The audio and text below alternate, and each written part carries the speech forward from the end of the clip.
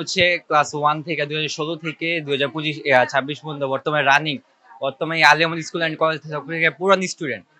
এই বর্তমানে ম্যামে যে উন্নতি যে করছে স্কুলে, আমি যখন স্কুলে প্রথম আসি, যখন ক্লাস 1-এ আসি, তখন আমি দেখছি স্কুলটা হচ্ছে রং করা ছিল না, স্কুলটা শ্যাওলা পড়ে ছিল, পুরা দেখতেও মানে একদম অন্ধকার ছিল। ম্যাম এসে ম্যাম পুরো স্কুলটা আলোকিত করছে।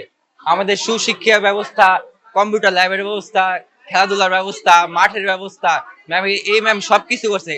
তাও কিছু দুষ্টু লোক তারা হচ্ছে গিয়ে ম্যামের বিরুদ্ধে মিথ্যা মিথ্যা মামলা, মিথ্যা প্রচার করে ম্যামকে স্কুল থেকে বের করা হয়েছিল।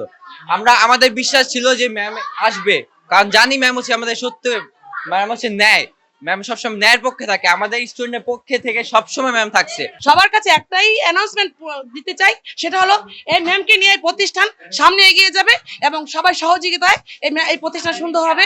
আমাদের বাচ্চারা তাদের পিছনে যে ক্ষতি হয়েছে এই ক্ষতি কাটিয়ে ওঠার সুযোগ এই ম্যাম থাকতেই পাবে, এবং সেটাই আমরা সবার কাছ থেকে আশা করব। সহযোগিতাপূর্ণ মনোভাব নিয়ে সকল শিক্ষক সামনে এগিয়ে যাবে। অনেক খুশি, অনেক খুশি আমরা। আমাদের মিস আছে, আমাদের মিস আছে, অনেকদিন পর আসছে, এই জন্য আমরা অনেক খুশি।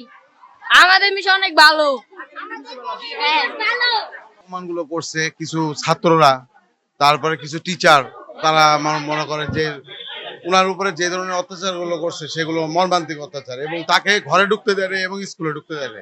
তারা ঢুকতে দেয় না, তিনি বলে স্কুলের টাকা খাইছেন, এই বিল্ডিং দালান কোঠা বানানোর সময় তিনি টাকা খাইছেন, নানান ধরনের বলে মানে ছাত্রদের টাকা খাইছেন, খেলা নানান ধরনের খেলাতে নানান ধরনের বিনোদনে তিনি আঘাত করছেন। এইগুলি তারা সামনে উপস্থাপনা করে নানান রাজনৈতিক দলের সাথে মিশে তারা এই প্রিন্সিপাল মিসকে নানানভাবে এইটা আমরা